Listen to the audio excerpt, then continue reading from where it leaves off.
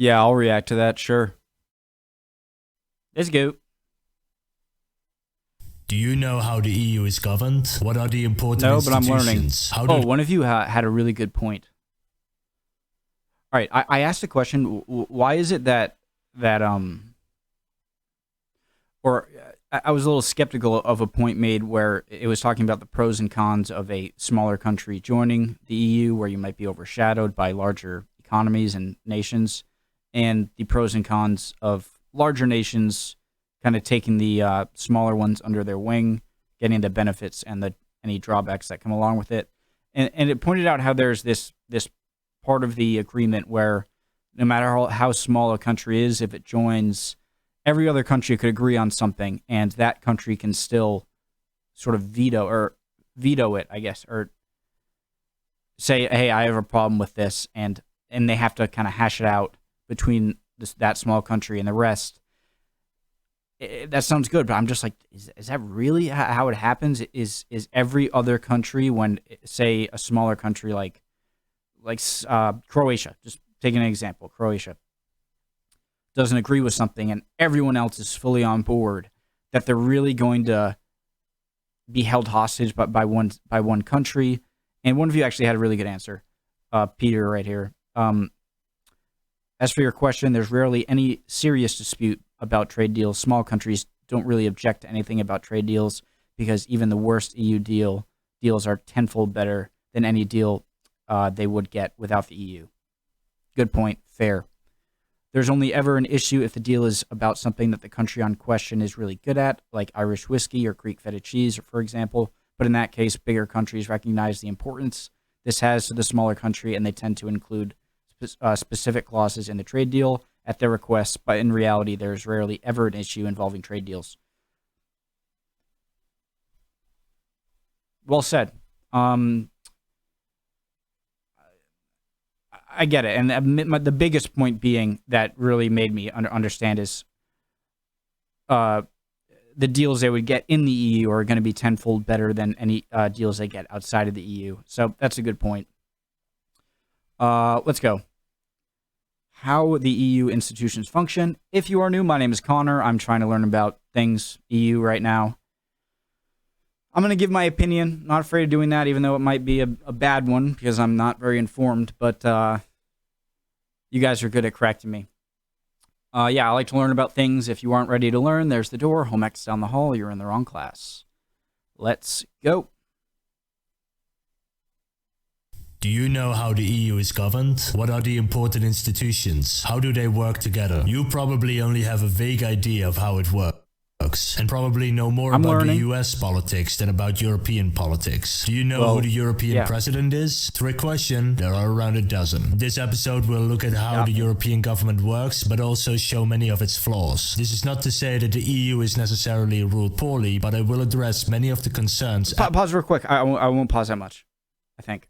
But I like that, all right? I like when I just hear all positives about some subject that I'm trying to learn about, I'm skeptical. I'm like, you're not telling me the whole thing. And so when someone provides an antithesis to their argument, I really appreciate that, and I take that into consideration. Good. Average citizens have. And I think we can all agree that governments could be run more efficiently in general. Alright, so let's start at the top, the European Council. It is comprised of the 28 chancellors, presidents and prime ministers, who are the heads of state of their own European country. At the council, the European Prime Minister, the European Council. It is comprised of the 28 chancellors, presidents and prime ministers, who are the heads of state of their own European country. At the council, the European leaders meet 4 times per year to define the EU's policy, to push forward European integration, and to serve as an emergency brake where it can cancel any EU plan if it can convince half the EU leaders to vote against that plan. So to whom does the European Council give direction? To the European Commission. The Commission is responsible for drafting all the laws of the European Union. It is comprised of 28 commissioners, 1 from each country, who are each in charge of one aspect of European law. There is a Commissioner of Transport, a Commissioner of Regional Policy, a Commissioner of Research, Science science and innovation, and so forth. This way, the Commission acts like a cabinet. It's led by a president who is nominated by the European Council and approved by the European Parliament. The other 27 commissioners are chosen by each member country. This way, every member state has 1/28 say in creating the laws of the European Union. Okay, so what happens after the Commission proposes a law? There are two options. First, if it concerns like mostly policy within the European Union, then it gets sent to the European Parliament to vote on. If the majority votes in favor, the law is adopted. The European Parliament functions much Simple like a majority. national parliament. There are political parties, the people vote for them, and they pass laws. So how are the seats in Parliament determined? Well, every member state gets an amount of seats depending on the population of that country, but each country receives at least 6 seats out of the total of 751 seats. So the council seems a bit like the Senate to me, and the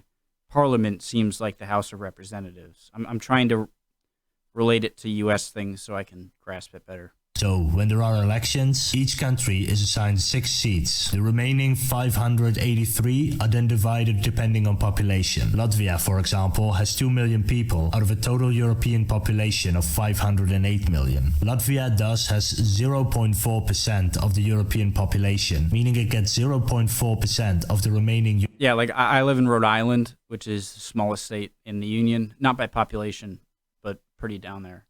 I think Wyoming is the smallest. So every state gets 2 senators, no matter what your population. And then how many representatives you have in the House is dependent on what your population is. And so the U.S. and California and Rhode Island, although vastly different in area and population, both have the same amount of senators too. But California has a lot more representatives in Congress in the House than Rhode Island. Okay. European Parliament seats, which results in 2 extra seats on top of the guaranteed 6 seats. This is done for every country, and I'll leave this here so you can see how many seats each country currently holds. During elections, you vote for your national party. So let's say a Latvian party receives 50% of the votes, then they get 4 out of the 8 seats in the European Parliament. Those 4 don't sit alone, however, but they form a group with like-minded parties from other countries. I will leave this here if you're interested in a different EU party. Interesting. Look, I'm going to pause. The original link to the video is at the top of the description. If you're interested and don't want to hear me pausing in my takes, go ahead. So that's interesting. So let me know if I'm wrong. The parties within the individual EU countries, the representatives that they send to the EU is dependent on the parties within the individual country. So, and then when in the EU, a certain amount of those representatives, so say Hungary has like 60% conservative, 40% liberal, and so they'd send like 6 and like 10 total, 6 conservative, 4 liberal to the EU, and then those 2 sides within that country can then band up with similar ideology of different parties in different countries, right? Am I getting it? With like-minded parties from other countries. I will leave this here if you're interested in the different EU parties and what they generally stand for. But what does the EU Parliament do? The Parliament sets a budget and... European People's Party, Progressive Alliance of Socialists and Democrats, European Conservative and Reformist, Alliance of Liberals, Democrats from Europe, European United Left, Nordic Green Left. What? Green European Free Alliance. What is green? Europe of Freedom and Direct Democracy. I mean, direct democracy would be... Isn't direct democracy just you vote for everything every time? Wouldn't that be a bit insane? Europe of Nations and Freedom. And what they generally stand for. But what does the EU Parliament do? The Parliament sets a budget for the EU institutions every year, oversees the other EU institutions, and votes on law. But there is a catch. So the Commission proposes a law, it sends that law to the Parliament, and Parliament decides to either pass it or send it back to the Commission with the adjustments they'd like to see. This creates a strange distribution of... Okay, so maybe I got the Senate part. Power. The Commission is the one who creates the law, and Parliament is the one who debates the laws and votes on laws. This is different from US or British politics. There you make a law, you defend your own law in Parliament, and convince other parliamentarians to vote on your law. This is one of the main reasons why the EU is thought of as undemocratic. The Commission is selected by member countries, not by voters. There are 28 commissioners. So if you're a Slovak, then you didn't get a say in the Well, didn't you vote? Didn't the citizens vote on the person in the commission? Or the main reasons why the EU is thought of as undemocratic. The Commission is selected by member countries, not by voters. right, but the member countries that are selecting the representative of the member countries that is selecting them was voted in, right? So technically through them you did vote. There are 28 commissioners. So if you're a Slovak, then you didn't get a say in the creation of 27 out of the 28 fields of law in the European Union. This is not to mention that 28 commissioners are simply too many to be effective. On top of that, Parliament continuously fails in bringing the Europeans closer to the European project. Turnout in the European elections is low and falling. Voters tend to decide on national, not on European issues. Far from acting as a parliament that controls spending, it has often behaved more as a lobby group whose main aim seems to be to spend more and augment its own powers. But it's not all bad. What did you think was going to happen? All right, this is one of the pet peeves I kind of have about the EU. Let me know if I'm wrong. I'm just learning. Call me an idiot, whatever. It's no shit, no crap. What did you?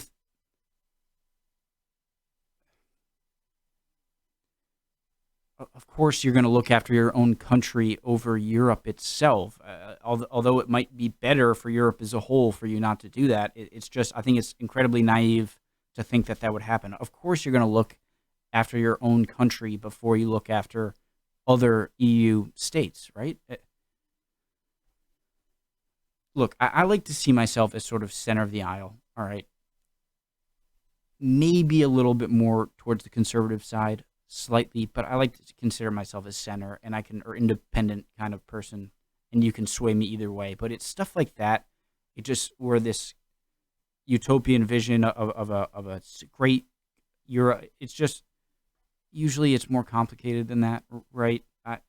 For example, the Commission is quite an efficient institution, employing only around 30,000 people, about the same amount as the largest local council in one of the member states. And under the recent leadership of Jean-Claude Juncker, it has sharply reduced the amounts of law it proposes. And the EU parliamentarians are impressively well qualified for improving legislation and questioning the EU Commission. It has passed many groundbreaking laws in the past, such as reducing roaming charges, passing legislation that sets the EU up as a global power, and taking steps towards Why does it have the US and the sunglasses? Gender equality in the EU. Okay, so internal European matters get sent to Parliament. What if it's not an internal matter? Well, if it concerns foreign affairs or requires cooperation between the countries, then it gets sent to the Council of Ministers. The Council of Ministers is comprised of one minister from each EU country. Depending on what they vote on, there are different ministers present. If you vote on agricultural law, there will only be agricultural ministers. If you vote on matters of finance, I don't want to hear it. I didn't learn. I'm going back. I don't want to hear it. The EU up as a global power and taking steps towards more gender equality in the EU. Okay, so internal European matters get sent to Parliament. What if it's not an internal matter? Well, if it concerns foreign affairs or requires cooperation between the countries, then it gets sent to the Council of Ministers. The Council of Ministers is comprised of one minister from each EU country. Depending on what they vote on, there are different ministers present. If you vote on agricultural law, there will only be agricultural ministers. If you vote on matters of finance, there will be 28 finance ministers, and so forth. The Council of Ministers acts as a balance with the European Parliament, where Parliament is purely a What do you mean if you're only in agricultural? I don't get that. Different ministers present. If you vote on agricultural law, there will only be agricultural ministers. What country doesn't have an agricultural minister? Maybe like Luxembourg, because they're so small, but... countries. If you vote on matters of finance, there will be 28 finance ministers, and so forth. The Council of Ministers acts as a balance with the European Parliament. Where Parliament is purely a European institution with European goals, the Council of Ministers is comprised of people who have the best interest of their country in mind. Together with Parliament, they get to decide on the EU budget. Then there is the European Court of Auditors, which sees to it that the taxpayers' money is spent efficiently in the EU.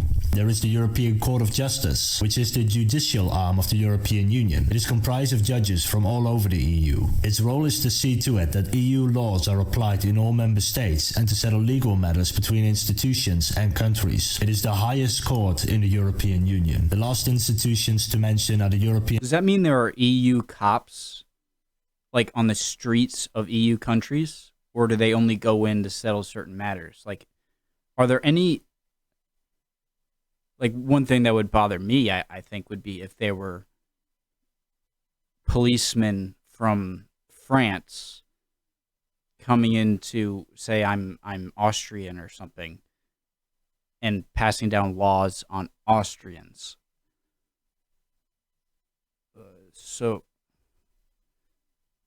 Central... I'm stupid. I don't know what I was talking about there. Bank and the Euro Group. We will get into that next episode when we talk about the Euro and the Euro crisis. Then there are the major inefficiencies in the European Union. For example, the European Parliament moves between Brussels and Strasbourg every month, costing 114 million euros every year. There's also the Economic and Social Committee and the Committee of Regions. They bring together trade unions and civil representatives for monthly meetings to advise the Council of Ministers. They cost about 200 million euro every year, but nobody would miss them if they were to disappear tomorrow. Lastly, all the institutions just mentioned are spread over Brussels, Luxembourg, Strasbourg and Frankfurt, as well as several other European cities. This was done to assure that not one country can lead the EU by having all the European institutions in their country.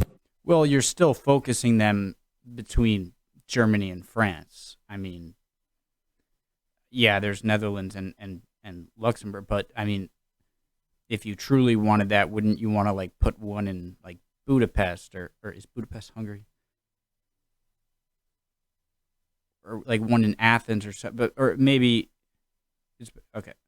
But as a result, it means that you can't communicate properly, so EU officials have to move between cities a lot. And this explains how the European Union works within itself. There are also countries outside the EU who want access to the vast European market, but don't want to adhere to all the EU legislations, notably fishing regulations for Norway and Iceland, and banking regulations for Switzerland. They are part of the European Economic Area and Schengen, meaning that Norway has a lot of oil. Norway?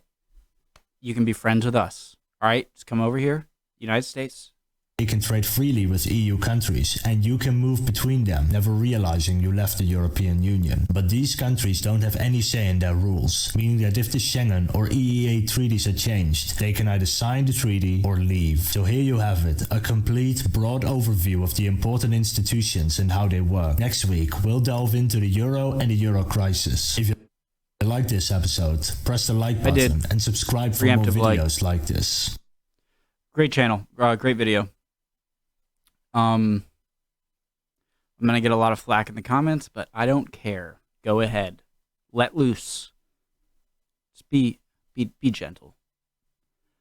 I feel like I learned a lot, and I'll learn even more. I really enjoy. I like looking at the comments on all my videos. I'm not best at commenting on them, but I really enjoy going through the comments on these EU videos because you guys have been teaching me so much. All right. Thank you for that. Do your stuff in the comments. Tell me where I'm wrong, where I made genius points. See you next time.